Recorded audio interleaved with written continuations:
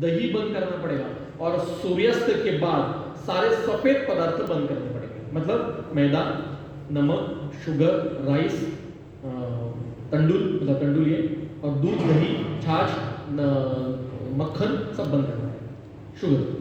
तो बोले क्या खाऊंगा फिर मैंने कहा रोटी, चपाती, सब्जी, दाल ले लो, ये करो, और सुबह उठने के बाद केवल मूंग का यूश, मुदगई यूश, उसमें थोड़ा सा अजवाइन और जीरा ऐसा डाल, क्योंकि ठंडी का सीजन था, नवंबर दिसंबर था, तो चलता था। यही अगर वो मई महीने में आते तो मैं अलग बताता, केवल उतना ही पीने का, बाकी सारा ब्रेकफास्ट बंद करने का, ड्राई फ्रूट सारे बंद करने पड़ेंगे, और वो बाकी भी और हेतु बताएं। और एकदम सिंपल द्रव्य, मेरे क्लिनिक में आप आओगे तो आपको लगेगा कि इसको कुछ आता ही नहीं है, क्योंकि मेरे क्लिनिक में 25 द्रव्यों से ज्यादा द्रव्य नहीं, नॉट मोर देन 25। मतलब मैंने वात विध्वंस अभी याद भी है, आ रहा है, आ नहीं रहा है, कब उपयोग किया है। मतलब बहुत ज्यादा द्रव्य होना ये भी एक बुद्धि का वैशिष्ट्य है, वो भी एक अच्छी बात है, लेकिन कम से कम द्रव्यों में चिकित्सा करना ये भी एक पद्धति हो सकती है। सभी ने ऐसा करना चाहिए, ऐसा मेरी बात नहीं है, मेरी ऐसी है, मुझे अच्छा लगता है। जितने कम द्रव्य, हमारे गार्डनर सर को, उनकी अगर पूरी खोल के देखोगे तो इतना सा द्रव्य रहता है, अल्पमात्रम महावेल। अब 4 गुलगुल दोगे, 2 रस द्रव्य दोगे, 2 होम्योपैथी के द्रव्य दोगे, तो धार धार धार धार बोले तो एक तो लगने वाली, पर हम एक ही लगाएंगे और डायरेक्ट लग जाएगी। ये चिकित्सक है, ऐसा मुझे लगता है, शायद मैं गलत भी हो सकता हूं। तो मैंने उसको पूछने क्या द्रव्य, मुझे जो अभी याद आ रहा है वो इतना है कि किरातिक्त दिया, मुस्ता दिया, त्रिफला दिया, पुनर्नवा दिया, और अब ये कोई रुद्विकार पे देना चाहिए ऐसा कुछ नहीं। मैंने उनके हेतु की विपरीत चिकित्सा कर दी। हेतु संतर्पण के थे, मधुर विपाकी थे, मधुर रस के थे, तो मैंने कटुतिक्त कषाय द्रव्य दे दिया और वो मुझे चला गया। मुझे मतलब मैं पता था मुझे कुछ नहीं होने वाला है, क्या होगा। 15 दिन आगे कुछ फॉलोअप भी नहीं, तो मैंने सोचा 7वें 8वें दिन सोचा कि ऑपरेशन हुआ होगा उसका, ठीक है, एक एक्सपीरियंस। 15 दिन के बाद मुझे बॉम्बे हॉस्पिटल से फोन आया, और एकदम डेंजर है, गंभीर आवाज में, डॉक्टर रमन लांबा बोल रहा हूँ, आपने ऐसा पेशेंट, मेरा पेशेंट था, आपके पास आया था, आपने क्या दिया उसको। मैंने कहा गुजर तो नहीं गया,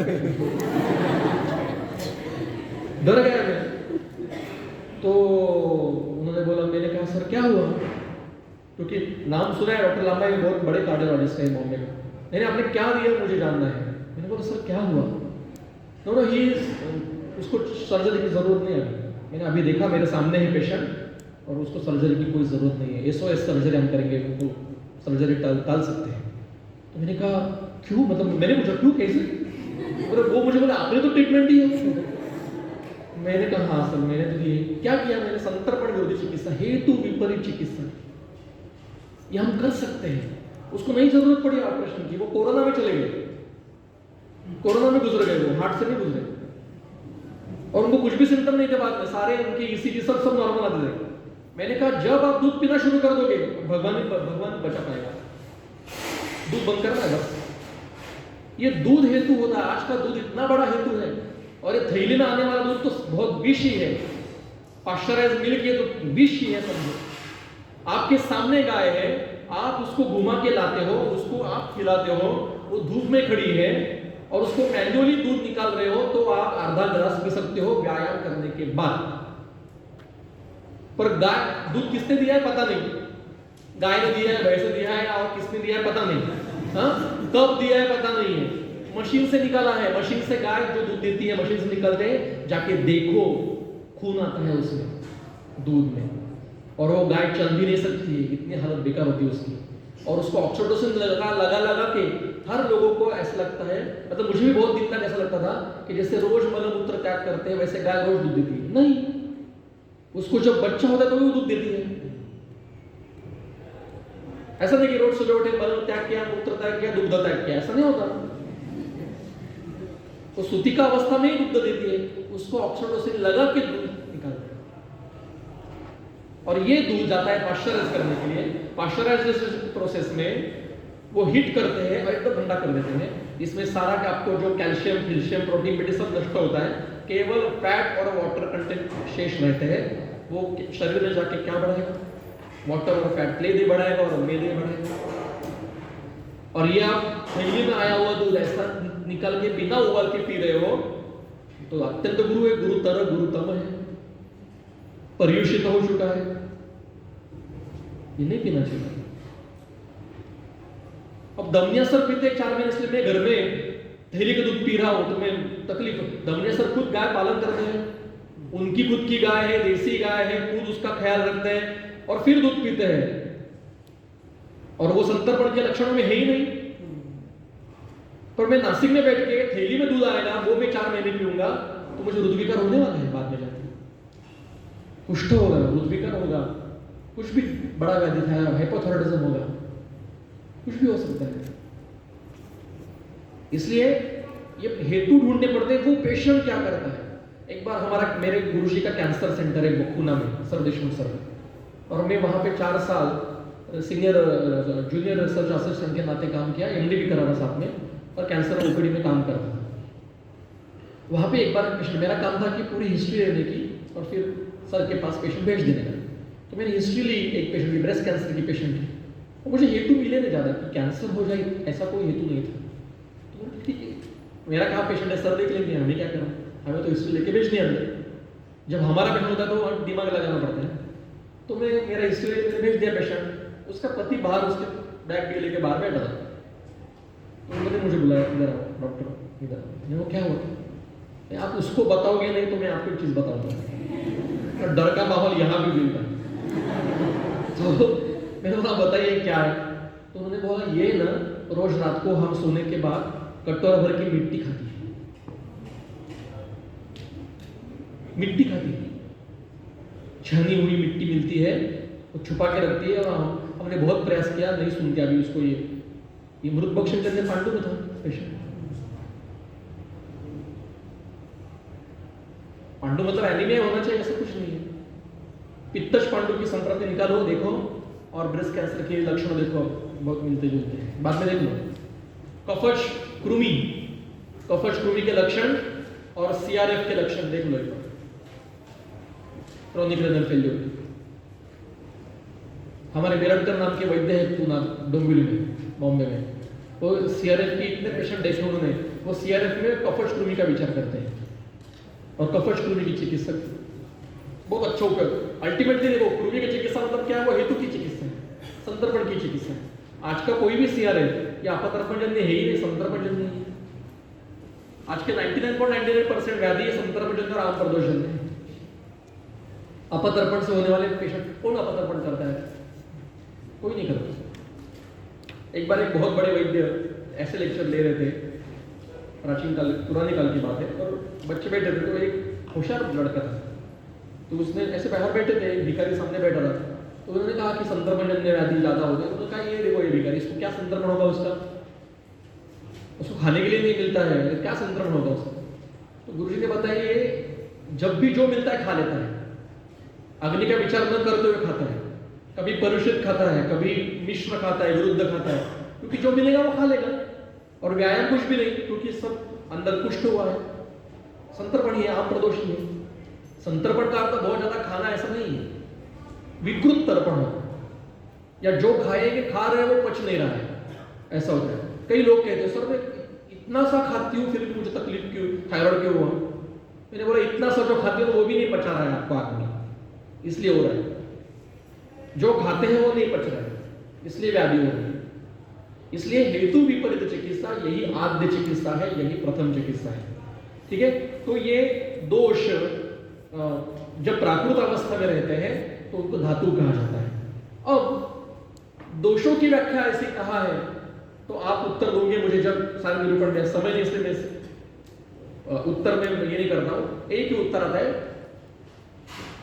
दोष क्या है व्याख्या दोष की, दोषों की व्याख्या क्या है, धारणा धातवा दूषित दोष, बराबर। अब ये व्याख्या है क्या, नहीं, ये निरुक्ति है। दुष शब्द, जो दोष शब्द का जो धातु है उसका व्याकरणात्मक अर्थ दिया है, तो दोषों के लक्षण हमें निकालने पड़ते हैं। सबसे पहला लक्षण है, एक के बाद एक लिखिए, संदर्भ बताता हूं, बाद में आप देख लीजिए। पहला लक्षण है दोष, ये कभी भी एक जगह रुकते नहीं है, ये हमेशा सर्व शरीर में सतत गतिमान होते हैं। संदर्भ है चरक सूत्र अध्याय 20 सूत्र 9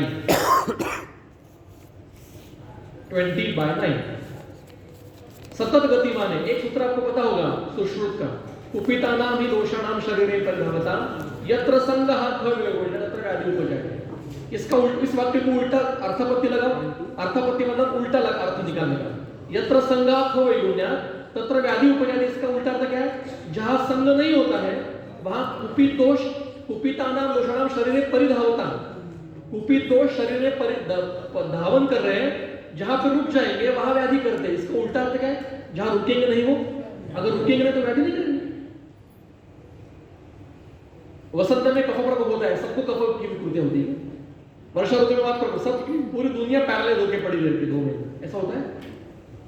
सबको नहीं होता। पक्षाघात क्या केवल वर्षा ऋतु में आता है?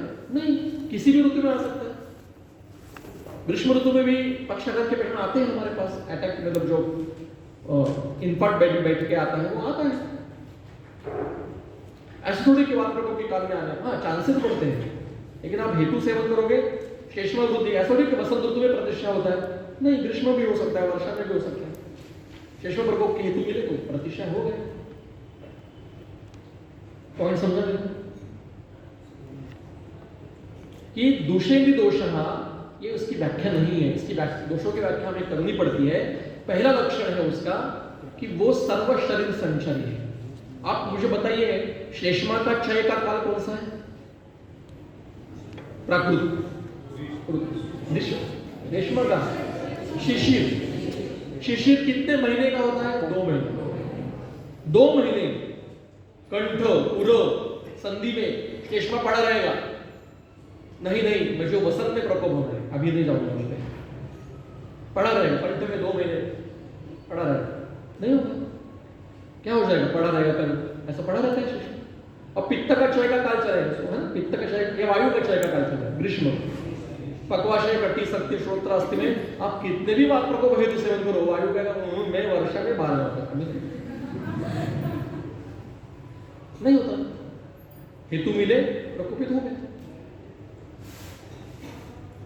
कभी भी हो सकता है। इसलिए दोष कभी भी एक जगह रुकते नहीं है। ये जो स्थान बताया पक्वाशय कटी शक्ति श्रोत्र, यहीं पे वायु है क्या? बाकी कहीं वायु नहीं है? आमाशय में वायु नहीं, पक्वाशय में शेषमा पित्त नहीं, ऐसा नहीं है। दोष सर्व शरीर में है। ये पक्वाशय कटी शक्ति अस्थि में वायु प्रायः काम करता है, उसकी अभिव्यक्ति होती है, इसलिए प्रायः स्थान बताया। नाभि आमाशय स्वेदो रसिका हृदय रसः, यहां प्रायः पित्त के लक्षण दिखाई देते हैं, पित्त के कार्य दिखाई देते हैं, पित्त की विकृति भी दिखाई देती है प्रायः। बाकी के शरीर यहां पित्त नहीं, पैर में पित्त नहीं, वो स्थान का श्लोक नहीं दिया है। पैर में पित्त है ना, होता है ना, दाह होता है। सिर में भी पित्त दाह हो सकता है, शिरोदाह होता है। तो दोष सर्व शरीर में है और सर्व शरीर में नित्य संचर अवस्था में रहते हैं। एक जहां पे रुकेंगे संचार करते करते करते वहां उनका व्याधि उत्पन्न होता है। रुकने के लिए खवैगुण्य है, अवरोध है, कई प्रकार के हेतु होते हैं। विमारगमन के 4 हेतु हैं, अति प्रवृत्ति संगोवा सीरणाम ग्रंथयो, इससे विमारगमन हो सकता है। पॉइंट समझे? दूसरा लक्षण दोषों का, दोष ये कोई इमेजिनरी घटक नहीं है। ऐसा एक किताब में मैंने पढ़ा है कि दोष ये क्रियात्मक घटक है, उसका शारीर रचना से संबंध नहीं है। ये आयुर्वेद ने शारीर रचना और चिकित्सा वर्णन करने के लिए इमेजिनरी बताया है। मतलब क्या करें ऐसी किताबें आए हैं। दोष ये शारीर रचनात्मक भाव ही है, उनके अपने स्रोतस है और वो परमाणु स्वरूप में शरीर में नित्य संचारी अवस्था में रहते हैं। कृष्ण का परमाणु है, वायु का परमाणु है, कफ का परमाणु है, धातु भी परमाणु स्वरूप है, मल भी परमाणु स्वरूप है, सूक्ष्म रूप में, स्थूल रूप में अभिव्यक्ति होती है। अब वायु छोड़ के बाकी के घटकों को समझना आसान है। वायु क्या है बाद में देखते हैं। तीसरा लक्षण दोष ये देह उत्पत्ति के हेतु है। संदर्भ सुश्रुत सूत्रस्थान अध्याय 21 वृणप्रश्नीय अध्याय, इसका पहला श्लोक है। वात पित्त कफा देहे देहिनाम द्रव्य सॉरी, देह उत्पत्ति हेतु, देह की उत्पत्ति के हेतु है, मतलब देह निर्माण करने वाले भी दोष धातु वाले, उसमें भी दोष है। चौथा, व्याधि निर्माण करने वाला हेतु दोष विकृति है। आहार विहार ये दोष विकृति के हेतु है, मतलब आप दधी खाओगे तो वो कफ वृद्धि होगी, कफ वृद्धि से प्रतिष्ठा है। दधी प्रतिष्ठा नहीं करता है, दधी श्लेष्मा वृद्धि, पित्त वृद्धि करता है, वातक्षय करता है और उससे प्रतिष्ठा है। इसलिए निज व्याधि के हेतु मैंने करो चरक कहते हैं, चरक सूत्र स्थान अध्याय 20 सूत्र नंबर 6, वो कहते हैं निज व्याधि के हेतु दोष वैषम्य है। निकालिए, देख लीजिए अध्याय 20 नंबर इसके पीछे नहीं, सॉरी आगे हो गया 20 नंबर महारोग अध्याय। ये भी पूरा अध्याय रिकॉर्ड करके यूट्यूब पे है। महारोग बहुत मुझे बहुत अच्छा लगता है अध्याय, बहुत महत्वपूर्ण अध्याय है महारोग अध्याय। 4 नंबर का श्लोक, पहला श्लोक है मुखानितु, मुख की टीका है कारण। मुख ये शब्द माउथ के लिए नहीं है, हेतु के लिए, हेतु का पर्याय है मुख। आगंतुक के हेतु क्या है? नख, दशन, पतन वगैरह वगैरह वगैरह। और नीचे है निजस्य तो मुखम, निज व्याधि के हेतु क्या है? वात पित्त श्लेष्मणम वैषम्य, और उसके हेतु आहार विहार है। दोषों के वैषम्य के हेतु आहार विहार है, लेकिन व्याधि उत्पन्न होने के लिए दोष वैषम्य ही आवश्यक है। इसके लिए एक और संदर्भ है,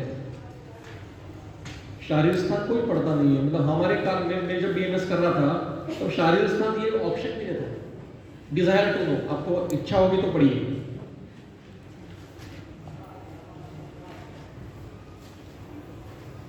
ठीक है, बाद में देखते हैं, उसका संदर्भ थोड़ा सा अलग है, इसलिए बाद में देखते हैं, समझ आएगा उसमें।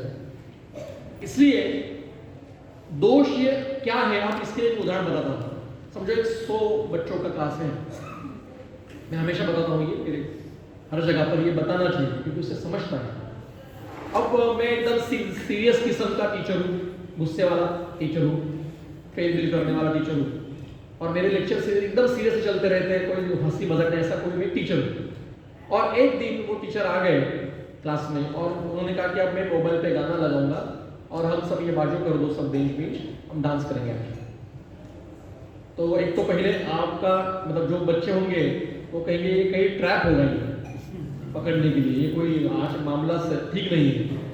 फिर भी गाना शुरू हो गया तो 60 या 100 बच्चों में से 2, 3 या 4 लड़के ऐसे होंगे कि जो पहला नाचना शुरू कर देंगे। फिर 2-3 मिनट के बाद जब टीचर भी कुछ बोलने रहे, वो भी कुछ अलग मूड में आज हो सकता है, तो धीरे धीरे फिर बाकी के लोग जुड़ जाएंगे डांस करने के लिए। कुछ बच्चे ऐसे रहेंगे कि मन में इच्छा तो है डांस करने की, लेकिन मेरी इमेज स्टूडियस है, ऐसे कैसे सबके सामने डांस कर लूं मैं। तो आखिरी 5 मिनट तक वो देखते रहेंगे, यार मुझे भी करना है पर मैं कैसे करूं, किसी ने मैं गलत किया तो मेरी इमेज खराब हो जाएगी। बाकी सब डांस करेंगे, ऐसे बैठे रहते देखते रहते, और बाकी सब थक के बैठ जाएंगे, इनको जोश आता है आखिरी 5 मिनट में। अब ये जो एक उपमा है, उपमा की तरह से समझ लीजिए। अब ये प्राकृत चल रहा था लेक्चर, बीच में मैंने हेतु निर्माण कर दिया, गाना लगा दिया, हेतु आ गया। तो पहले जो विकृत होते हैं 2, 3 या 4 वो दोष है। सबसे पहले उनकी विकृति के कारण क्रमशः जो विकृत होने लगते हैं वो दुष्य 2 धातु है, और अंतिमतः जो व्यक्त होते हैं उनको मल कहते हैं। राजेश्वर में सब चला गया है, उसको आप मल पुरुषी अवष्टंब है, उसको अतिसार होने देना नहीं चाहिए। प्रमेह में सब चला गया, धातु क्षय का लक्ष्य प्रव्याधि है, प्रमेह धातु वृद्धि का नहीं है, निदान स्थान के संपर्क में धातु क्षय की है। अब चरक कहते हैं वातज प्रमेयों में कि शरीर कषाय हो गया। कषाय मतलब कषाय रस का नहीं हो गया, कषाय के महाभूते वायु और पृथ्वी, बाकी सब चला गया है, अब केवल पृथ्वी और वायु ही शेष है शरीर में। अब ये कठिन है, तो अंतिम अवस्था में बल व्यक्त होते हैं। अब दोष ये सबसे मतलब कोई भी व्याधि उत्पन्न करने के लिए दोष ही, इसलिए वाग्भट सूत्रस्थान के 12वें अध्याय में कहते हैं अष्टांग हृदय में, दोषः एव हि सर्वेषां रोगाणां एक कारणम। दोष ही सभी व्याधियों के, सभी, हाँ, केवल निज नहीं, आगंतु, जेनेटिकल, हेरिडिटरी, सभी व्याधियों के कारण कौन है? दोष विकृति। बिना दोष विकृति के उसको व्याधि नहीं कहा जाता। आगंतु में जब तक दोष विकृति नहीं होती वो लक्षण है, शुद्ध वर्ण है। जब उसमें दोषों की अनुबंध हो जाता है तो फिर व्रणों के अलग अलग आगे की अवस्थाएं आती है, तो उसको व्याधि कहा जाता है। हेरिडिटरी के बारे में मैं अभी नहीं बोलूंगा। शारीरिक स्थान में 4थे अध्याय में संदर्भ है। पहले 4 अध्याय शारीरिक स्थान के ये नथिंग इज जेनेटिक्स है, जेनेटिक्स ऑफ आयुर्वेदा, पहले 4 अध्याय शारीरिक स्थान। और मैं इतना ही अभी कहूंगा कि जहां पे मॉडर्न साइंस का जेनेटिक्स खत्म होता है, आगे क्या समझ में नहीं आ रहा है उनको, कहते हैं पता नहीं हमें आगे का, वहां हमारा जेनेटिक्स शुरू हो जाता है आयुर्वेद में। इतना ही कहता हूं, जो मेरा अल्प स्वल्प अध्ययन है उसके अनुसार। इतना सुंदर वर्णन है चरक में, आत्मा शरीर से बाहर कैसे जाती है और आत्मा शरीर में प्रवेश कैसे करती है, ये भी चरक में बताया है। कब पढ़ा होगा कि नहीं पता नहीं। अग्निवेश ने प्रश्न पूछा है, कथम देह उपैति देहा, एक देह से दूसरे देह में आत्मा जाती कैसी है? उत्तर देते आप पुनर्वसु, आत्मा कहीं जाती नहीं, कहीं आती नहीं, क्योंकि विभु है, सर्वत्र है, वो शरीर के अंदर भी शरीर के बाहर भी है। आत्मा कहीं जाती नहीं, कहीं आती नहीं। तो अग्निवेश कहते हैं फिर मृत्यु के समय कौन जाता है बाहर? हम जीवात्मा कहते हैं। एक तो जो सर्वत्र है उसके जीवात्मा और परमात्मा भेद कैसे हो सकते हैं? कभी मन में प्रश्न नहीं आया, या प्रश्न उत्पन्न होने नहीं दिया, बराबर है? प्रश्न नहीं पूछने, रटो और पेपर में वमन करो, बस। जितना ज्यादा वमन करेगा उसको ज्यादा मार्क मिलेंगे। पेपर कितना लिख रहे हो इसके ऊपर आपका असेसमेंट होता है। विषय कितना समझा है कोई पूछता नहीं है। मैंने एक बार मेरे टीचर को प्रश्न पूछा स्कूल में, हिस्ट्री के टीचर को, कि टीचर ये द्रौपदी थी ना, द्रौपदी, ये क्या फोरहेड पे 5 टिकिया लगा दी? प्रश्न चाहिए ना उस उम्र में, 6ठी 7वीं कक्षा में। हम तो इनोसेंट है, आज के बच्चे इनोसेंट नहीं है। मेरा भाई का फ्रेंड है, उसके 5वीं कक्षा में लड़का है, उसको गर्लफ्रेंड है। मुझे 9वीं तक कुछ पता नहीं था, 9th स्टैंडर्ड तक कुछ पता नहीं था क्या होता है। इतनी इनोसेंट थी हमारी जो जनरेशन थी। अभी कोई इनोसेंट नहीं है। तो मेरे उस उम्र में था कि द्रौपदी अगर जिसको एक पति है वो 1 टिकले लगाती है, तो द्रौपदी 5 टिकले लगाने चाहिए। तो मेरे टीचर ने मेरे गाल में 5 उंगलियां लगाई थी। प्रश्न नहीं पूछने, केवल रटुआ। लेकिन ये प्रश्न उत्पन्न होना चाहिए था कि जो द्रव्यों में है आत्मा, नव द्रव्य में आता है या पदार्थ में आता है, देख लो, ध्यान याद कर लो क्या है द्रव्यों में, पदार्थ में। लोग ऐसे देख रहे हैं, मुझे सोच रहे द्रव्य है क्या पदार्थ है? पदार्थ विज्ञान भूल गए तो चिकित्सा नहीं रखे हैं। जैसे बायोकेमिस्ट्री ये फार्माकोलॉजी और मेडिसिन का बेस है, वैसे चिकित्सा का बेस पदार्थ विज्ञान है। आत्मा कालो द्रव्य में, आत्मा नव द्रव्य में है। पृथ्वी तेजो वायवाकाश कार्दिगात्मा बनाओ से नवैव सूत्र है। तो नव द्रव्य में है। ये द्रव्यों में अगर विभु है, विभु मतलब सर्वव्यापी है, तो उसके प्रकार कैसे हो सकते हैं? ये प्रकार हमें समझने के लिए बताया। आत्मा एक ही है, आत्म तत्व जो है वो एक ही है। जीवात्मा परमात्मा ही उसके भेद नहीं है, ये संज्ञा मात्र है। उदाहरण बताता हूं मैं समुद्र के सामने खड़ा हूं, तो मैं क्या कहूंगा? हाँ, क्या समुद्र का पानी, बराबर है। अब मैं उसको बर्तन में पानी लूंगा तो क्या कहूंगा? अरे ये बर्तन का पानी जरा दो, और वो बर्तन का पानी मैंने फिर से समुद्र में डाल दिया तो क्या हो जाएगा? समुद्र में पानी में बदला हुआ कुछ, समुद्र में संज्ञा में फर्क हो गया। एक बड़ी सी थैली में राइस रखा है, तंदूर लाके रखे हैं, तो आई माता जी क्या कहती है कि जाओ थोड़ा सा उस थैली में राइस है वो लेके आओ। हम बर्तन लेके जाते हैं, राइस लेते हैं और देते हैं, तो माता जी क्या कहती है? ये जो बर्तन में राइस है ना उसको उबालो। राइस में क्या बदला हुआ? कुछ नहीं, केवल संज्ञा बदली। वो थैली में था राइस, अब ये बर्तन में है। राइस में तो कोई तंदूर के कणों में कोई बदलाव नहीं आया। वैसे ही आत्म तत्व जब सृष्टि में है उसको परमात्मा कहते हैं, और जो किसी एक शरीर में सूक्ष्म देह से युक्त होकर रहता है उसको जीवात्मा कहते हैं। अब जीवात्मा जाता है इसका अर्थ आत्मा नहीं जाता है। उससे साथ में जो सूक्ष्म देह है, मतलब मन, 18 घटक है, काश्यप ने वर्णन किया है 18 घटक है, चरक शारीर में भी है, वो जाते हैं एक देह से दूसरे। चरक कहते हैं शारीर को कि भूतैः चतुर्भिः, श्लोक ही ऐसा है, भूतैः चतुर्भिः सुसूक्ष्मैः मनोजवम देहम उपैति देह। अध्याय 2 सूत्र क्रमांक 41। भूतैः कौन? भूत चतुर्भिः, वायु, तेज, जल, पृथ्वी, क्योंकि आकाश को भी नहीं, आप देखिए दूसरा अध्याय मैं लिखता हूं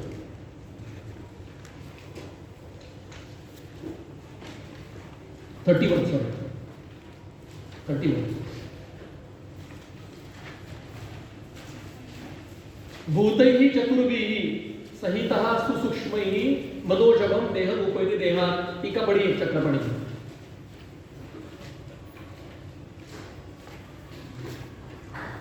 आकाशम यह अक्रियत्वेन देहांतरगमनम कर्मणि को उक्तम।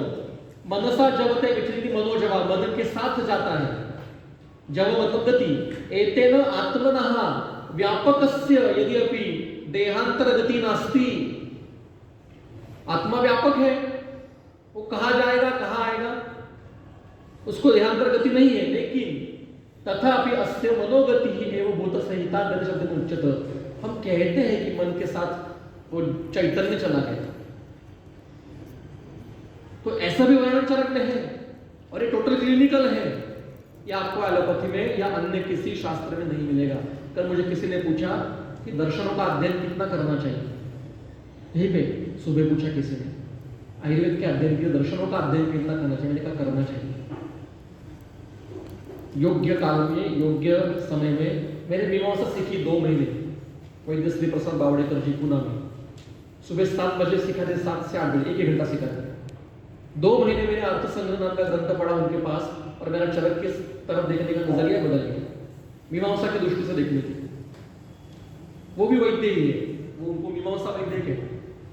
सभी दर्शन पढ़ने मैंने वेदांत प्रमा जोशी मैडम से सीखा। सीखना चाहिए वेदांत, ये तो आयुर्वेद की बहुत बड़ी पार्श्वभूमि है।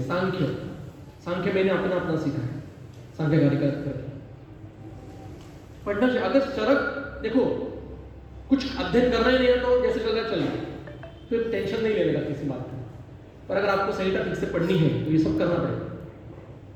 आयुर्वेद एक केवल द्रव्य प्रधान, औषधि प्रधान चिकित्सा नहीं है, ये गुण प्रधान है। द्रव्य महत्व का नहीं है, गुण महत्व के है, और उसके लिए सारा ये करना पड़ता है। ठीक है, फिर से आप चलते हैं। अब अंतिम जो दोष धातु बलों में जो है वो है मल की कल्पना। निकाले शारीर 6 सूत्र स्थान, सॉरी चरक शारीर अध्याय 6 सूत्र क्रमांक 17। ये थोड़ा सा जल्दी लेता हूं मैं, क्योंकि मुझे थोड़ा सा अंतिम में आवरण का बताना है। सर की इच्छा है कि आवरण क्या है बता दीजिए। आवरण ये कोई कठिन चीज नहीं है। अब यहाँ पे मल की व्याख्या बताइए, ठीक है। मलभूतः, ये द्वितीय पंक्ति, शरीर में जो मलभूत भाव है वो कौन है? ये शरीर से आबाद करास्य, जो शरीर में आबाद निर्माण करते हैं। आबाद मतलब विकृति, व्याधि, संकट जो निर्माण करता है उसको मल कहते हैं। उस समय उसको मल कहते हैं। हमें मल मतलब इतना पता है, मूत्र, पुरुष, स्वेद और खमल नहीं, इतना ही नहीं है। क्या क्या है देखिए। शरीर छिद्रेशु, छिद्र मतलब स्रोतस, छिद्र मतलब होल नहीं, स्रोतस, छिद्र ये स्रोतस का पर्याय है। संदर्भ विमान अध्याय 5 सूत्र नंबर 9, जहां पे स्रोतसों के पर्याय दिए। बाद में देख लीजिए अभी। शरीर छिद्रेशु उपदेहा पृथक जन्मानः बहिर्मुखः, शरीर से बहिर्मुखी जो स्रोतस है उनमें अलग अलग निर्माण होकर बाहर निकलने वाले, मतलब श्वेत, पुरुष, मूत्र और खमल, ये इस व्याख्या में आएंगे। अगला परिपक्वाश धातवः, जो धातु परिपक्व है। परिपक्व का अर्थ जिनका परिणमन खत्म हो गया है और उनकी अभी शरीर को जरूरत नहीं है, मतलब रस निर्माण हुआ 7 दिन के बाद उसका रस का प्रीणन का कार्य खत्म हो गया। अब वो कार्य खत्म होके उसके बाद भी वो रस का परमाणु शरीर में संचार करता है थोड़ी देर के लिए, उस समय उसको मल कहा जाता है। आरबीसी 120 दिन के बाद डेढ़ होना ही चाहिए, और डेढ़ होकर वो निकल जाना चाहिए। अगर वो पड़ा रहेगा डेढ़ होकर भी, तो वो लीन दोष है, वो कैंसर निर्माण करेगा। कैंसर की कल्पना यही है।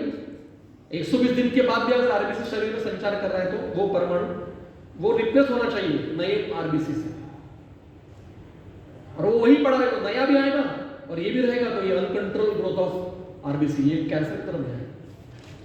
इसलिए वो काम खत्म करके उसका पांचभौतिक अंश शरीर के नजदीकी मार्ग से बाहर निकाल चाहिए, मल के साथ, मूत्र के साथ, श्वेत के साथ, श्वसन के साथ बाहर निकल जाना चाहिए।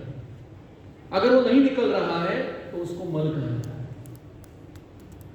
इसको पाड़वेद है, नीचे टीका ने पाड़वेद दिया है कि अपरिपक्वा धातु है, मतलब जो अमावस्था में धातु है, धातु मतलब सभी प्राकृतिक घटक, अगर वो अमावस्था में है तो व्याधि निर्माण करेंगे। साम दोष, साम धातु, साम मल व्याधि निर्माण करेंगे ना, उनको मल कहा जाता है उस समय। और परिपक्व, एक प्रश्न एक बार एक निरूपण में, नागपुर में निरूपण चल रहा था, सर भी थे, धर्माधिकारी सर भी साथ में बैठे थे, सर को कुछ प्रश्न, मैं उस समय केवल सूत्रवाचक की भूमिका में था, लेक्चर में देता था, 2008-9 की बात है। तो एक व्यक्ति थी, उन्होंने प्रश्न पूछा कि सर अगर कोई व्यक्ति या रुग्ण या मैं खुद पूरी दिनचर्या ऋतुचर्या फॉलो कर रहा हूं, एकदम नियम से नियम, जो ग्रंथ में बताया है दिनचर्या ऋतुचर्या, मैं तंतोतंत को फॉलो कर रहा हूं, तो भी क्या मुझे ऋतुकालीन शोधन करना चाहिए नहीं चाहिए? प्रश्न महत्व है। सर ने कहा करना चाहिए। ऋतुकालीन शोधन हर स्वस्थ व्यक्ति ने करना ही चाहिए। क्यों? क्योंकि ये परिपक्व धातु हमें बाहर निकालना पड़ता है। ये निकालने के लिए स्वस्थ होकर भी ऋतुकालीन शोधन करना चाहिए। हर वर्षा ऋतु में करता हूं, तीन शोधन करता हूं, बस्ती, वमन, विरेचन, और वमन में स्नेहपान करके निसद्य वमन करवाता हूं। 3 दिन स्नेहन करने का, 40-40 मिलीलीटर या 20-20 मिलीलीटर का, 3 दिन स्नेहन करने का, 1 दिन स्वेदन ले लेने का, सर्वांग स्वेद लेने का, थोड़ा सा उस रात को दही वगैरह सेवन करने का, दूसरे दिन संडे वगैरह देख के इक्षुरस या ज्येष्ठ मत का क्वाद करके, या कुछ नहीं मिला समय में तो गर्म पानी में नमक डाल के घटाघट पी लेने का, और गले में डाल के निकाल देते, काफी है।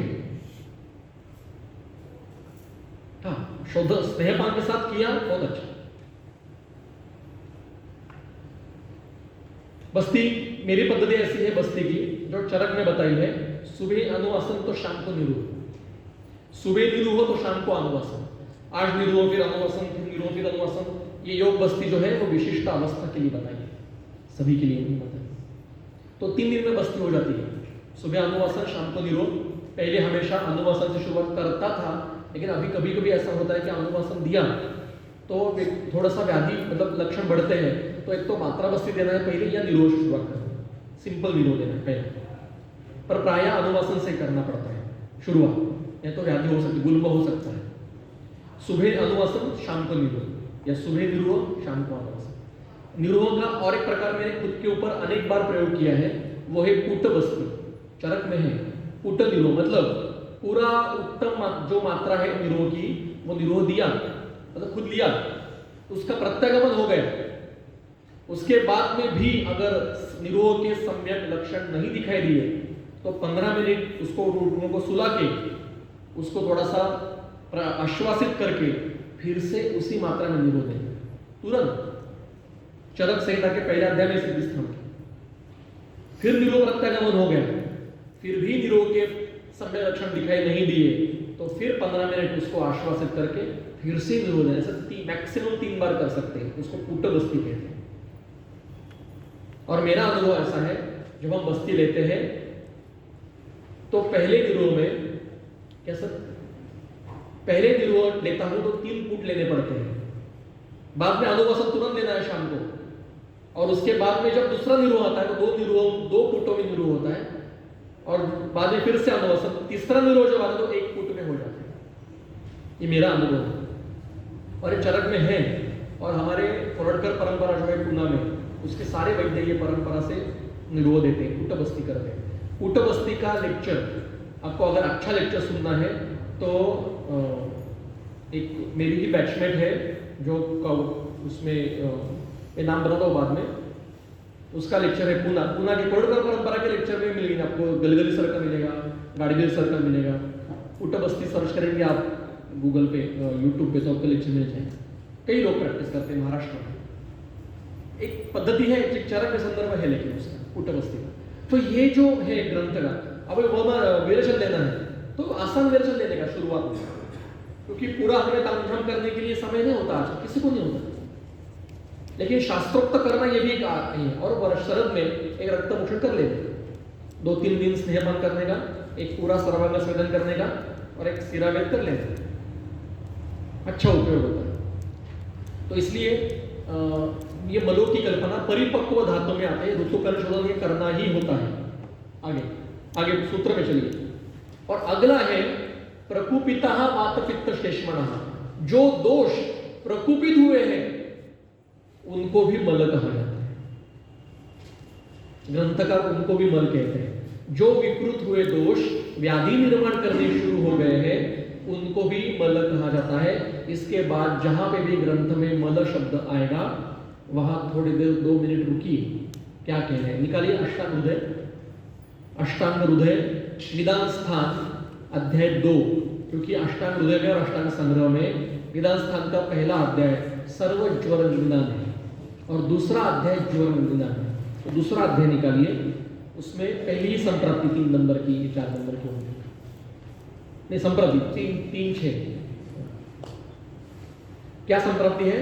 मलाहा तत्र स्वैहि दुष्टाः प्रदूषणैः आमाशयं प्रविश्य अनुगम्य पिधाय च श्रोतांसी पक्ति स्थानाच निरसगणन भई वगैरह वगैरह। अगर ये मैंने सूत्र पढ़ा और मैंने भाषांतर किया कि पुरुष मूत्र या स्वेद बल है, ये अपने अपने हेतु से दुष्ट होकर आमाशय में प्रवेश करके उसको अवरोध करके फिर अग्नि को विकृत करके ज्वर निर्माण करते हैं, तो अर्थ गलत हो जाएगा।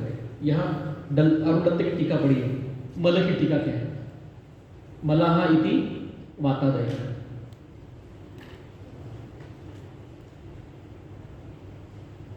प्रकोपित दोष, प्रकोपित दोष जब अपने अपने हेतु से प्रकोपित होंगे और आमाशय में प्रवेश करके संप्राप्ति करेंगे तो ज्वर, ये सामान्य संप्राप्ति ज्वर की। अब निकालिए चरक चिकित्सा ग्रहणी ज्वर निदान, चरक का चिकित्सा का तीसरा अध्याय सूत्र 114 114 आगंतुक ज्वर का वर्णन चल रहा है। तीसरा ज्वर उसमें 114 नीचे 40 यह आगंतुक ज्वर है। उसमें आगंतुक ज्वर में अभिषंगत ज्वर का वर्णन चल रहा है। तो वो कहते हैं काम शोक भय क्रोध अभिषक्तस्य यो ज्वरः सह अभिषंगत ज्वर भी 3 प्रकार का बताया है। मतलब आगंतुक ज्वर के 4 प्रकार हैं, अभिषंग, अभिघात, अभिचार, अभिशाप। उसमें अभिषंग भी 3 प्रकार का है।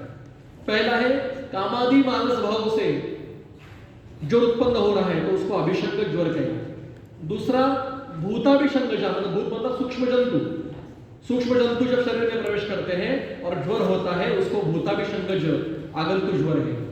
और तीसरा विष दिया है नीचे, विष के कारण होने वाला भी अभिषंग ज्वर होता है। अब आगे कहते हैं काम शोक भयात वायु क्रोधात पित्तम त्रयो मलहा भूताभिषंगात कुप्यन्ति। अब इसका अन्वय कैसे लगाना है? काम शोक भयात वायु कुप्यन्ति, काम शोक भय से वात प्रकोप होता है। क्रोधात पित्तम कुप्यन्ति, क्रोध से पित्त प्रकोप होता है। और भूताभिषंगात त्रयो मलहा कुप्यन्ति, इसका अर्थ मैंने भूताभिषंग से पुरुष मूत्र स्वेद कुपित होते हैं तो क्या अनर्थ हो जाए। अब इसकी चक्रपाणी की टीका देखिए, क्या कहते हैं?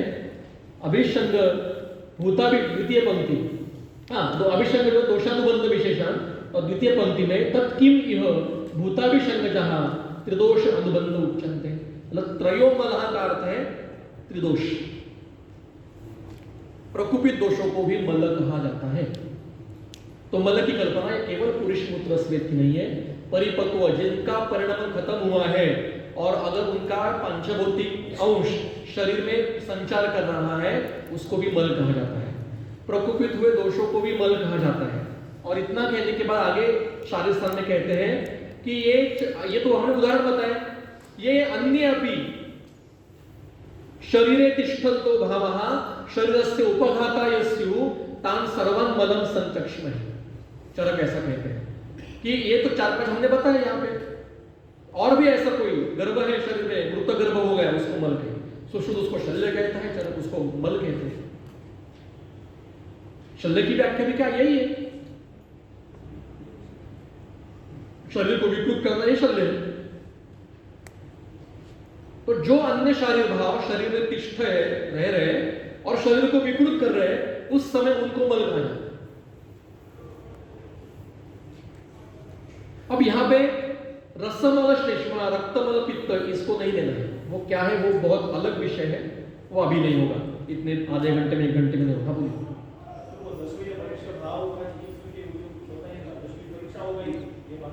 ओके, ये वो पूरा कर लेता हूं। अच्छा वो पूछा, यहां तक समझा, यहां तक कुछ प्रश्न है? तो दोष धातु मलों की क्या होता है, सब सिखाते हैं कॉलेजेस में, तो दोष धातु मल क्या है ये सिखाते हैं।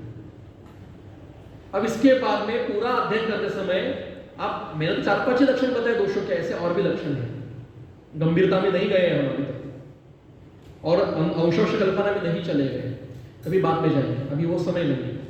अब एक विषय मुझे ऐसा लेना है कि सात्म्य की कल्पना एक 2 मिनट में बताता हूँ।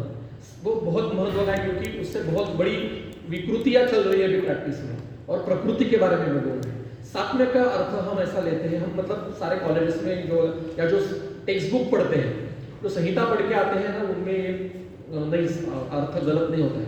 सात्म्य का अर्थ ऐसा है कि कोई भी वस्तु मैं दीर्घ काल तक अभ्यास कर रहा हूँ तो मैं सात्म्य,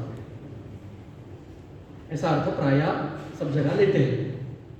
ये ग्रंथकारों को अपेक्षित नहीं। सात्म्य की व्याख्या क्या है, कोई बताएगा?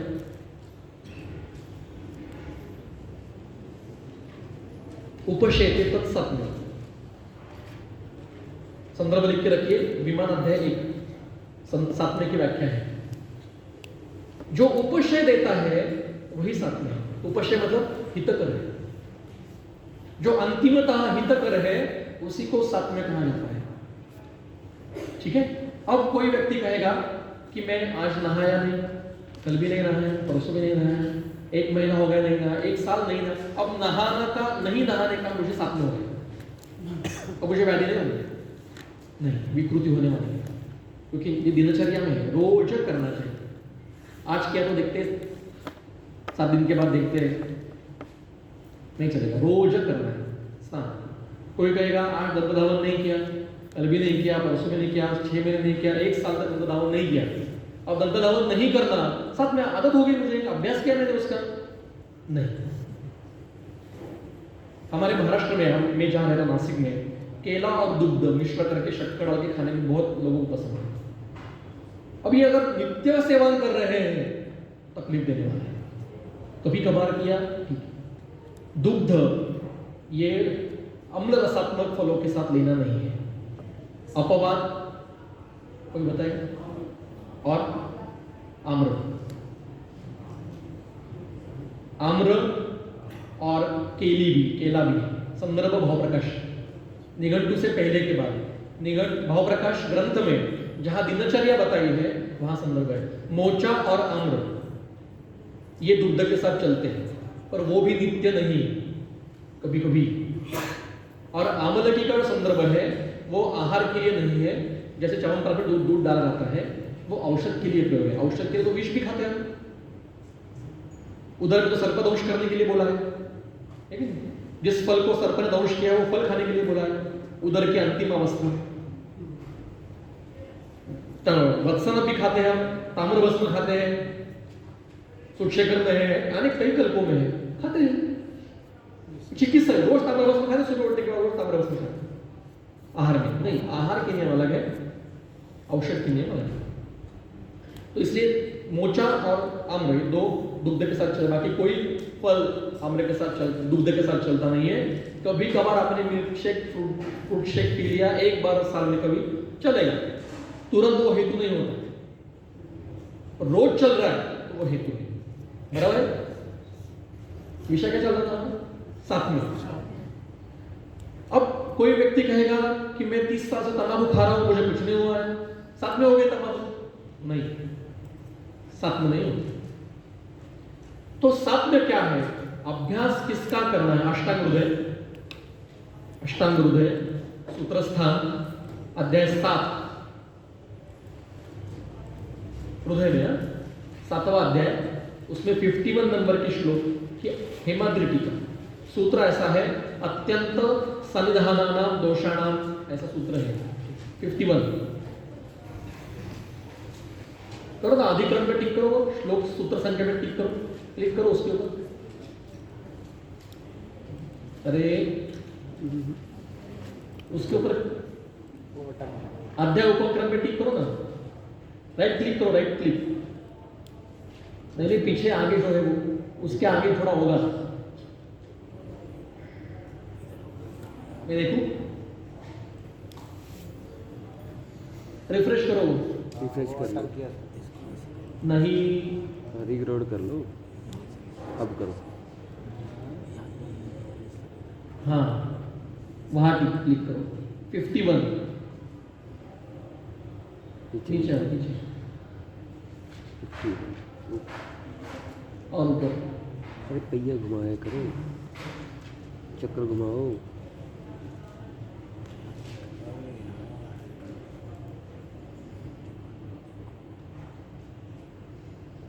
वो अपत्य से साथ नहीं बना।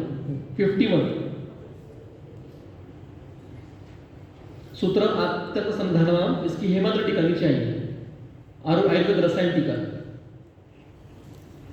अपत पहली व्याख्या, हेमाद्रि जो थी ना, हेमाद्रि गोल गोल टीका नहीं लिखते कभी, टीकाकारों का भी स्वभाव पता चलता है, क्योंकि हेमाद्रि ये सेनापति थे, युद्ध प्रधानामात्य, देवगिरी जो आज जिसको दौलताबाद किला कहते हैं, राजा रामदेव राय का वो सेनापति था हेमाद्रि, और वो युद्ध करते थे, इसलिए वो टीका भी ऐसे गोल गोल नहीं लिखते,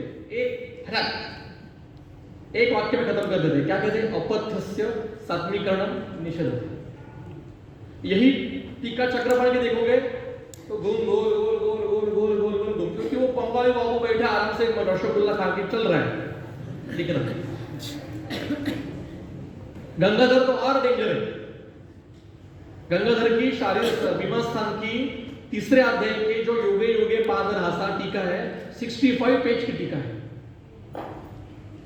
और कर्ता पहले क्रिया पहले पेज पे है, क्रियापद 65 पे है, बीच में सभी षष्ठी विभक्ति के श्लोक है। समझ में नहीं आता क्या कहना चाहते हैं।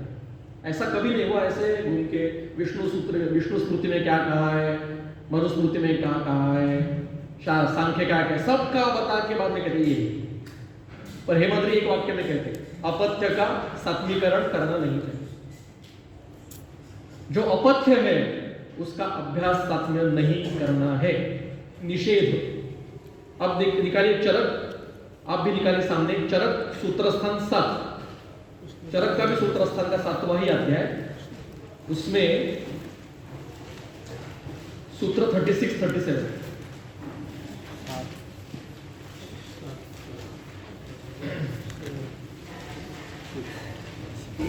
नीचे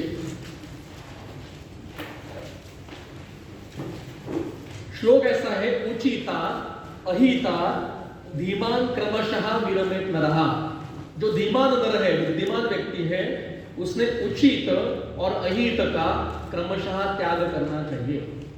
अब अहित समझ में आ गया कि अहित का त्याग, और उचित अहित कैसे होगा, मतलब योग्य अहित कैसे होगा ना। तो उचित का यहां दूसरा अर्थ है, टीका देखिए, उचित की टीका देखिए। उचिता दीदी तृतीय पंक्ति के पहले रहे, उचिता दीदी अभ्यस्ता। उचित शब्द के दो अर्थ ग्रंथ में है, एक अर्थ है योग्य, दूसरा अर्थ है अभ्यास। तो जो अहित का अभ्यास हुआ है, उचिता अहिता, जो अहितकारक आहार या अहितकारक विहार का हमें अभ्यास हुआ, रोज कर रहे हैं, उसका क्रमशः त्याग करना चाहिए। आजकल तो कई लोग आते हैं, कई इतने अलग अलग हेतु लेके आते हैं, रोज कटोरा भर के दही, रोज 12 मास। तो सौराष्ट्र में जाते हैं हम तो तक्र और दूध इकट्ठा करके पीते हैं। जब तक खेती करके पीते थे तब तक चला। अब उसके बच्चे अगर राजकोट में जॉब करने के लिए आए हैं और वहां पे रह के दूध और छाछ इकट्ठा करके पी रहे हैं तो कुछ हो रहे हैं।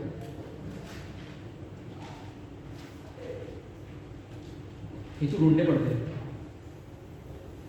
इसलिए संचार करना पड़ता है हर जगह। हमारे महाराष्ट्र में जो विदर्भ का भाग है वहां पे कच्ची चटनी होती ना, वो जवस की या इसकी चटनी मिलती है। अभी मुझे हिंदी में क्या कहते हैं पता नहीं, चटनी पता है ना आपको? वो सूखी चटनी होती है काले रंग की, उसके ऊपर कच्चा तेल डाल के खाते हैं। वो आप विदर्भ में बैठ के खाओगे तो तकलीफ नहीं होगी। कोकण में, यहाँ गुजरात में, उत्तराखंड में आके खाओगे पित्त के व्याधि शुरू हो। एक बड़े वैद्य थे, वो कहते थे वाग्भट ने रसायन अध्याय में मिश्र या तिल और ऐसा कुछ एक कल्प है, वो रोज खाने के लिए बोला है। उससे दांत और केश मजबूत रहते हैं और वो रोज खाते थे। धर्माधिकारी सर ने कहा, सर आप व्यायाम कुछ नहीं करते हो, रसायन करने के लिए पहले शोधन करना है, नित्य व्यायाम करना है, तो ही रसायन है। तकलीफ होती है। केवल द्रव्य सेवन करना मतलब रसायन नहीं है। आचार रसायन का सेवन करना पड़ता है, साथ में शोधन भी करना पड़ता है, व्यायाम भी करना पड़ता है, तो ही वो द्रव्य काम करेगा। है तो यहाँ किलो किलो च्यवनप्राश चौना चांदी च्यवनप्राश है कि नहीं? अमिताभ बच्चन को तो 8 साल की आयु होनी चाहिए। अभी च्यवनप्राश की आयु बताइए, नहीं होगा। द्रव्य ये रसायन नहीं है, कर्म रस। उनको सर ने कितनी मिन्नतें की कि आप ये मत खाओ, उन्होंने नहीं सुना और बाद में रक्त पित्त की तरफ चले गए। रोज तिल खा के 12 मास रक्त पित्त की तरफ चले गए, गुलमा हो गया, गुजर गए। ऐसे अनेक हेतु अलग अलग, लोगों को पता ही नहीं होता कि ये हेतु है। सुबह उठने के बाद तुरंत पानी पीना, उषपान का अभी गुरुजी ने यहाँ पे उल्लेख किया। उषपान करना है तो उषक काल में उठ के करना है, 4 साढ़े 4 बजे। हम 8 बजे 10 बजे उठ के लोटा भर के पानी पी रहे हो और उषपान कह रहे हो। लोग, मैं कहता हूँ, हमेशा पूछते हो ये पानी क्यों पीते आप? वो कहते हैं वो पेट साफ हो जाता है। मैं कहता हूँ ऐसी कोई फ्लश सिस्टम शरीर में नहीं है कि यहाँ से बटन दबाए तो नीचे से भर के पानी चले। वो मल विकृति के बारे में तो इतने लोगों को इतनी आदतें हैं कि एक कहता है सर यहाँ तंबाकू ऐसे नहीं की ना तो मल विसर्जन नहीं होता। एक मेरा पेशेंट है, उसके बेडरूम में बाहर गैलरी है और दरवाजा है गैलरी में, तो जो पेपर वाला आता है ना वो पेपर नीचे से फेंकता है ऐसे। तो जब पेपर का दरवाजे पे टक ऐसा आवाज आता है उसको मल लेगा। जिस दिन पेपर नहीं आता ना उसको मल लेगी ना। अब क्या संबंध है? कोई संबंध नहीं है, मानसिक विकृति है, मानसिक विकृति है। यहाँ ऐसे भी लेके पूछा था कि सर यहाँ ऐसे घिसने से कोई पॉइंट है क्या मतलब विसर्जन करने का? मैंने कहा आप पागल हो रहे हो। कुछ भी पूछते हैं, पेशेंट इतने मजाक करते हैं। आप प्रैक्टिस में उतरोगे, मतलब ये भी आपको बताएंगे। एक बार मेरी पूड़ी की प्रैक्टिस, मतलब चूर्ण जो होता है वो बूटी बट्टी ज्यादा उपयोग नहीं करता, एकल द्रव्य या द्रव्य मिश्र करके पूड़ी बना के देता है। तो हम कहते हैं ना ये एक सुबह एक पूड़ी लो, शाम को एक पूड़ी लो। रात को मुझे फोन आया कि सर ये पूड़ी डायरेक्ट डिजोल्व हो नहीं रही। मैंने कहा भाई पूड़ी खोलो, उसके अंदर का द्रव्य डालो उसमें, पूड़ी तो कागज की हुई। वो आदमी आखिर जो पूड़ी होती है कागज की उसमें रखता, कुछ भी करते हैं। अब यहाँ इसको भी तालू कहते हैं। और निद्रानाश के लिए व्यक्ति को हम क्या कहते हैं कि पिछू बनाओ। ज्येष्ठमध जो तेल होता है, ज्येष्ठमध का तेल बनाते हैं, उसमें तालू, ये जटामासी का तेल होता है, उसमें पिचू बनाओ और ये हरा दो। मराठी में उसको तालू कहते हैं, ये जो भाग इसको तालू ही कहते हैं मराठी में। तो मैंने कहा कि पिचू बनाओ, तालू पे रख दो। उसका रात को कौन है, सर कितना कड़वा तेल दिया आपने। मैंने कहा पीने के लिए बताया। तो वो यहाँ इस तालू पे लगा रहा था, अंदर यहाँ लगा रहा। अब मैं हर व्यक्ति को, देखो ये ऐसे पिचू करने का और यहाँ लगाने का, यहाँ झूलने का नहीं। ये बताना पड़ता है पेशेंट को। सपोजिटरी खा लेते हैं, लेप की गोली होती बड़ी इतनी सी, वो खा लेते हैं, कुछ भी करते हैं पेशेंट। इसलिए ठीक से बता। एक मेरे पेशेंट ने सुबह एक गोली, शाम को एक गोली, ऐसे सूट शेकर की 7 दिन की 14 गोली थी, और 7 दिन कौन वेट करेगा, से एक साथ खा ली। भगवान की दया से कुछ नहीं हुआ, कुछ भी करते हैं लोग। इसलिए हेतु ढूंढना बहुत महत्व है। फिर विषय पे आते हैं। इसलिए उचिता अभ्यस्ता, उचित तो जो है उसका क्रमशः, ये 7 में हो गया। अब प्रकृति की तरफ आते हैं। इन्होंने जो विषय निकाला है दशविध परीक्षा, हम पेपर में सभी लोग, मैं कहता हूँ 100 पर, मैंने भी लिखा है दशविध परीक्षा का प्रश्न आया तो हम लिखते हैं प्रकृतिता, विकृतिता, सारता। ये दशविध परीक्षा है ही नहीं, है ही नहीं। दशविध परीक्षा मीमांसा के 8वें अध्याय में है। कार्य, करण, कार्ययोनि, कार्यफल, देश, काल आदि देखना है तो देख लीजिए बाद में संदर्भ। उसमें देश परीक्षा के अंदर प्रकृति, विकृति, सारता, समता, ये दशविध परीक्षा भाव आए। देखिए निकालिए 95, विमान 8/93। अब आप सभी ने शारीरिक क्रिया में, ये तो बच्चा अपना फर्स्ट ईयर का क्रिया का ताजा कली खिली है यहाँ पे, है ना, फर्स्ट ईयर की, तो ताजा होगा उसका नॉलेज हमसे ज्यादा। क्रिया का प्रैक्टिकल होगा प्रकृति का नहीं हुआ। अरे अभी तो शुरुआत देते हैं, तो क्रिया का हम सब ने किया है। और हम हमारी कॉन्स्टिट्यूशन निकालते हैं, द्वंद्वज सभी ने निकाली है, कोई सम प्रकृति का निकालता नहीं है, और वात प्रकृति का कोई निकालता नहीं है। क्योंकि यहाँ जिस वायु को भगवान, विश्वात्मा, विष्णु वगैरह वगैरह कहा है, उसकी प्रकृति हीन, अपत्य, हीन, कृष्ण, केश वगैरह है, रुखे, कोई निकालता नहीं कि मेरी बात प्रकृति।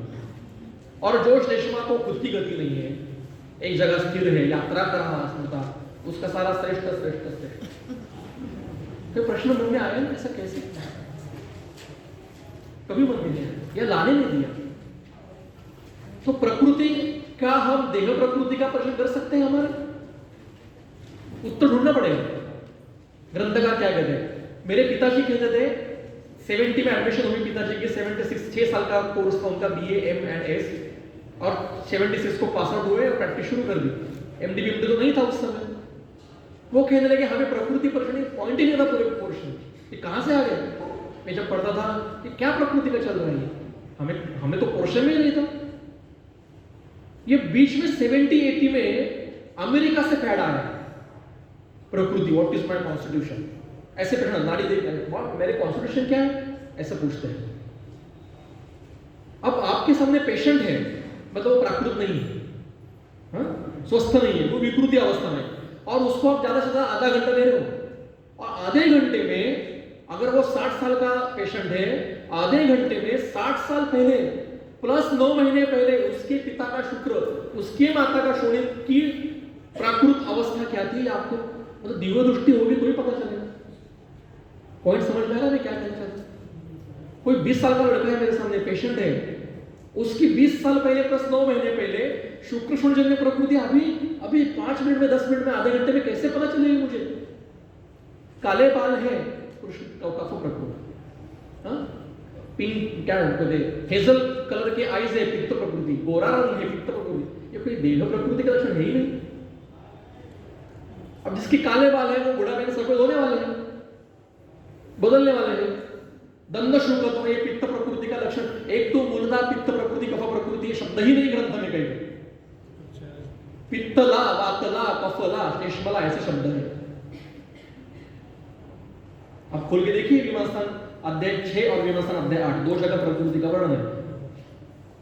बाद में देखते हैं एक करके। और क्या कह रहा था मैं, दंड शुक्ल को पित्तल व्यक्ति का लक्षण दिया है। बार बार खाना, क्या उसको अजीर्ण हो जाएगा तो बार बार खाएगा? नहीं, मतलब बदल सकता है। तो जो लोग बदलती है वो प्रकृति कैसे होगी? देह प्रकृति लक्षण क्या है? जन्म मरणांतरालो भविकार दोष स्थिति प्रकृति, जो बदलने वाले नहीं है वो। अब ये तो बदल रही है। अब ग्रंथकार क्या कह रहे देखिए 93 में, ये देश परीक्षा है, देशा तू भूमि परीक्षा, भूमि और आतु तत्र भूमि परीक्षा, ये परीक्षा है, दशविध परीक्षा में है। भूमि परीक्षा 2 प्रकार के लिए वो छोड़ दिया, अभी समय नहीं है, बाद में देख लेंगे। आतुर परीक्षा, ये अगला सूत्र निकालिए, भूमि परीक्षा और आतुर परीक्षा, ऐसे दो परीक्षा भूमि देश परीक्षा के अंदर आते हैं। नेक्स्ट सूत्र, आतुर मतलब एक कार्य देश, तस्य परीक्षा मतलब दशविध परीक्षा में, कार्यकरण कार्ययोनि वगैरह में, देश परीक्षा में, भूमि परीक्षा और आतुर परीक्षा है। आतुर परीक्षा दो हेतु के लिए की जाती है। एक, आयु का प्रमाण कितना है वो इंद्रिय स्थान में बताया है, वो परीक्षा पहले अध्याय में। और दूसरा बल दोष प्रमाण ज्ञान है, मतलब यहाँ का अधिकरण क्या है कि उस रुग्ण का, आतुर का, स्वस्थ व्यक्ति के लिए नहीं है, आतुर का बल दोष प्रमाण क्या है, शरीर का बल क्या है और दोषों का प्रमाण क्या है, इतना ही जानने के लिए आगे के 10 प्रकार है। दशविध परीक्षा ये निदान के बिल्कुल संबंध नहीं है इससे, ये केवल बल परीक्षण और दोष परीक्षण करने के लिए है।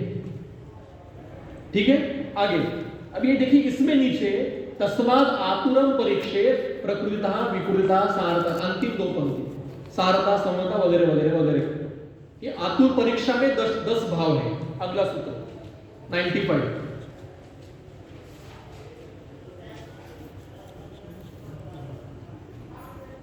तत्र प्रकृत्यादि भावान अनुव्याख्या, भाव है ये परीक्षा नहीं, ये देश परीक्षा के आतुर परीक्षा में 10 भाव आए हैं। उसमें पहला प्रकृति है, प्रकृति की टीका देखिए पहले क्या है, चक्रपाणी क्या कहते हैं, प्रकृति के स्वभाव, किसका स्वभाव देखना है, सूत्र में चलिए। सूत्र ये क्या कहते हैं, 4 प्रकार की प्रकृति है, शुक्र जन्य प्रकृति, कालगर्भाशय प्रकृति, यहाँ आतु है उसके जगह प्रिंटिंग मिस्टेक है, ये मातु आहार विहार चाहिए। माता 9 महीने में क्या आहार विहार करती है उससे भी स्वभाव तैयार होता है। महाभूतों की विकार की प्रकृति, मतलब शुक्र शोणित से कुछ स्वभाव, कुछ भाव उत्पन्न होते हैं, कुछ काल, जिस काल में गर्भधारण हुई है 9 महीने का, उसके प्रभाव शरीर में होते हैं। गर्भाशय कौन सी स्थिति का है उसका प्रभाव गर्भ में होता है। माता का आहार विहार क्या है उसका, मेरे पास अभी 9 बच्चे डायबिटीज टाइप 1 के हैं और सभी बच्चों में उनकी माता ने गर्भिणी अवस्था में पेट भर के दही सेवन किया है, इसलिए गर्भिणी में दुग्ध घृत लीजिए, दही सेवन। आपके बच्चों को डायबिटीज चाहिए होगा तो ले लीजिए, कोई प्रॉब्लम नहीं। टाइप 1 की बात कर रहा हूं, दही सेवन गर्भिणी में वर्ज्य है। इसलिए माता क्या खाती है, क्या विहार करती है। आजकल की माताएं स्मोकिंग करती है, ड्रिंक करती है, तंबाकू भी खाने वाली माता पता है, मशीन लगा के बैठती है सुबह, या गर्भिणी है सुबह सुबह बैठती है मशीन लगा, बोलना पड़ता है माता जी 9 महीने तो रुको, बहुत प्रॉब्लम। मद्यपान, सिगरेट स्टेटस का सिंबल है हमारा, आजकल लड़के जोरों शोरों से मद्यपान कर दिए, स्टेटस है ना हमारा, तो बाद में उसको बच्चे को भुगतना पड़ता है आगे जीवन भर। ये 4 प्रकार की प्रकृति गर्भ शरीर में, गर्भावस्था में जो 2 शरीर है उसके यहां निर्माण होती है। एतानि येन दोषेण अधिकेन एकेन, अब ये तो परीक्षा नहीं कर सकते हम गर्भ शरीर की, क्योंकि गर्भ का परीक्षा करने गर्भ का सामने आ रहा है। अब इसका कैसे देखेंगे, तो एतानि ही ये जिस दोषों से अनुबंध होता है, तेन दोषेण गर्भानुबद्धते तथा सा दोष प्रकृति इति उच्यते। देह प्रकृति का वर्णन, कौन से विषय का वर्णन नहीं है, ये दोष प्रकृति है। सा दोष प्रकृति उच्यते मनुष्याणां गर्भादि प्रवृत्ता तस्मात् श्लेष्मला केचित् पित्तला केचित् वातला केचित् संसृष्टा केचित् समधातवा केचित्। यहां वाग्भट कहते हैं निंद्या द्विदोषजा समधातु समस्तासु श्रेष्ठा, निंद्या द्विदोषजा, और सारा क्लास अपनी प्रकृति वातकफल वात पित्त कफल निकालता है, सारा 60 के 60 बच्चे निंद्य है, समप्रकृति का एक भी नहीं। चरक शारीरिक मीमांसा के 6 अध्याय में कहते हैं हम सभी सम प्रकृति के हैं। बताते हैं बाद में विस्तार, अगर आज नहीं होगा तो बाद में कभी करेंगे। लेक्चर है मेरा पूरा यूट्यूब पे लेक्चर, मेरा गाड़वी सर का है, 30 स्कंद कोशों का जिन्होंने काम किया है उनसे ये विषय सिखाया है। तो ये गर्भादि प्रवृत्ति उसके लक्षण बता रहे हैं। अब ये जो आगे के लक्षण है ये आपके क्रिया के परीक्षण में है, ये देह प्रकृति के लक्षण है ही नहीं, देह प्रकृति का अधिकरण नहीं, दोष प्रकृति का है। अब निकालिए एक 121 इसी अध्याय में पूरा दशविध परीक्षा के भाव होने के बाद, परीक्षा भाव होने के बाद 121 डील को 121 नहीं चला जा सकता, डील से नहीं जा। क्यों करनी है दशविध परीक्षा, भावों के परीक्षण क्यों करना है वो बताते हैं। ये क्या होगा, आगे चलिए एक मिनट, 1 2 3 सॉरी, आगे 2 श्लोक आगे और आगे चलिए, ये तो व्यायाम शक्ति आ गई। हाँ, तत्र ये जो 10 भाव है उसमें से विकृतिता परीक्षण छोड़ दीजिए, बाकी के जो 9 है प्रकृतिता, सारता, संवंता, व्याशक्त्या, शक्तिता, इससे क्या करना है, प्रवर मध्य अवर ऐसा बल परीक्षण करना है। केवल बल परीक्षण के लिए है। रुग्ण का बल क्या है, सत्वता परीक्षण से मानसिक बल होगा, देह बल और मनोबल के लिए ये 9 भाव है। विकृतिता परीक्षण से दोष बल का अनुमान करना है। विकृतिता परीक्षण 101 नंबर में है। विकार के परीक्षण में देखिए, विकार का परीक्षण कैसे करना है, प्रकृति के बाद विकृतिता परीक्षण है। उसका पहला परीक्षण है हेतु, बाद में सूत्र देखिए 101 नंबर का श्लोक है इसी में। तो विकृतिता परीक्षण से हमें क्या पता चलेगा, दोष क्या है। अब ये दश परीक्षा होने के बाद फिर भेषज जो द्रव्य देने वाले हो उसका मृदु, तीक्ष्ण वगैरह देखकर यथा दोषम भेषजम अवश्य, जैसा दोष की अवस्था है वैसे द्रव्य दे दीजिए, चिकित्सा कर लीजिए। इसके लिए दशविध परीक्षा भावों का परीक्षण करना है, इसका निदान से कोई संबंध नहीं। केवल हमें देह बल, मनोबल और दोष बल पता चलता है। निदान करने के लिए संप्राप्ति पता होनी चाहिए। संप्राप्ति की व्याख्या क्या है, यथा दुष्टेन दोषेण यथा च अनुविसर्पित, दोष कैसे दुष्ट हुए और कहाँ विसर्पणों के स्थान संश्रय किया है, क्या लक्षण उत्पन्न किया है, ये संप्राप्ति है, ये निदान है। हेतु क्या है, पूर्वरूप क्या है, रूप क्या है, उपशय अनुक्षय कैसे मिल रहा है, संप्राप्ति है, ये निदान है। दशविध परीक्षा मेरे केस पेपर में है, समय कहाँ है, शाम को 3 घंटे में 50 पेशेंट देखने हैं, क्या मैं इतना करता बैठूंगा, बिल्कुल नहीं। मुझे केवल दोष देखने हैं, हेतु क्या है, दोष क्या है, बस बहुत हो गया। स्वतंत्र है या परतंत्र है। अब थोड़ा सा आगे जाएंगे इसी में, अब सूत्र नहीं, प्रकृति। अब जो प्रकृति का आया है ना, एक बवंडर अभी कम हो गया है, बीच में बहुत था। फॉरेन पेशेंट विशेषता आ रहे तो वो व्हाट इज माय कॉन्स्टिट्यूशन करते हैं। अमेरिका में मैं नाम नहीं बताऊंगा, एक वैद्य, पुणे के वैद्य अमेरिका में 70-80s के बीच में अमेरिका में चले गए। वहाँ पे उस समय तो टीवी नहीं था, रेडियो पे उनकी इंटरव्यू हुआ। तो इंटरव्यू लेने वाले ने पूछा कि एलोपैथी में जैसे कई प्रकार के क्राइटेरिया होते हैं, तो वैसे आयुर्वेद में क्या है, तो उन्होंने कहा प्रकृति। और बाद में फिर अमेरिका में वो उसका मतलब सुनामी आ गई प्रकृति परीक्षण करने की। आज भी हमारे कई वैद्य जाते हैं बाहर तो प्रकृति परीक्षण करते हैं, जो ग्रंथों को अपेक्षित नहीं। देह प्रकृति का वर्णन सूत्र स्थान के 7वें अध्याय में है, बाद में देख लीजिए। और एक संदर्भ बताता हूँ, जो आँख खोलने वाला है, अष्टांग हृदय और अष्टांग संग्रह दोनों बात में देख लीजिए, अभी नहीं। उसके उत्तर तंत्र के पहले अध्याय में अष्टांग हृदय भी और अष्टांग संग्रह भी, उत्तर तंत्र की कोई पढ़ता नहीं। उत्तर तंत्र कौन पढ़ेगा, ठीक है, क्या संबंध है हमारा। बस बीएमएस के फर्स्ट ईयर में 15 अध्याय हो, 30 अध्याय हो, खत्म बात बढ़ता है। उत्तर तंत्र पढ़ने की क्या जरूरत है हमें। पर उत्तर तंत्र का पहला अध्याय, बालोपचरणीय अध्याय, उसके अंतिम श्लोकों में लिखा है कि अगर आपको किसी व्यक्ति का देह प्रकृति का परीक्षण करना है तो वो जन्म के बाद 12 दिन के अंदर ही करना चाहिए। प्राचीन काल में 12वें दिन में उस बच्चे का नामकरण होता था। उस समय वैद्य जो ज्योतिषी भी होता था वो घर पे आते थे, वो बच्चे का पूरा परीक्षण करके उसके प्रकृति भी निश्चय करके उसको ज्योतिष के लक्षण देखकर उसके पूरे आयु का अनुमान करके रखते थे और फिर नामकरण होता था और पूजा होती थी। ये प्रथा हमने बंद कर दी, जैसे अन्य प्रथाएं बंद कर दी। इसमें क्या है, हम तो नए युग के नए हैं ना, भुगतो भी डिसीज बढ़ा के रखी है हमने। 12वें दिन के अंदर ही करना है, उसके बाद में उस व्यक्ति के ऊपर आहार का, ऋतु का, देश का, काल का, परिणमनों के दोषों के लक्षण बदलने लगते हैं। हमें पैटर्न पता होता है किस प्रकार का है और बदल सकते हैं। मैं रोज अगर कटोर वाले दही खाऊंगा तो शरीर में श्लेष्मा के लक्षण मुझे मिलने वाले हैं, तो मैं श्लेष्मा प्रकृति का नहीं हो गया, वो दोष प्रकृति है। मेरे सामने अभी जो रुग्ण है उसकी दोष की प्रकृति क्या है। और आपको अभी मैं एक टास्क देता हूं जो हमने करके बैठे हैं त्रिस्कंद कोश के काम के समय। कहां पे बृहद ग्रंथ है, केवल बृहद, कहीं पर भी आयुर्वेद का कोई भी ग्रंथ निकाले, कहां पे एक संदर्भ दीजिए, एक कहां पे वात प्रकृति को ये औषध दो, पित्त प्रकृति को ये औषध दो, श्लेष्म प्रकृति को ये, ऐसा कहा। गुल्म व्याधि है, गुल्म व्याधि अगर वात प्रकृति के व्यक्ति को हुआ तो ये औषध देना, ये चिकित्सा करनी है।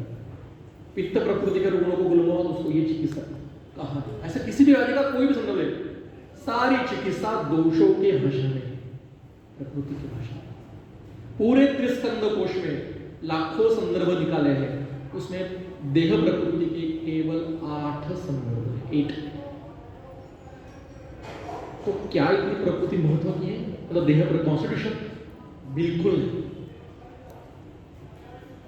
कभी सब हमें पता ही नहीं चलती, कैसे पता चलेगी? 60 साल पहले, 40 साल पहले क्या हुआ, क्या लक्षण थे उसके। हमें दोषों का स्वभाव पता चलता है कि उसके शरीर में दोषों का स्वभाव किस प्रकार से था।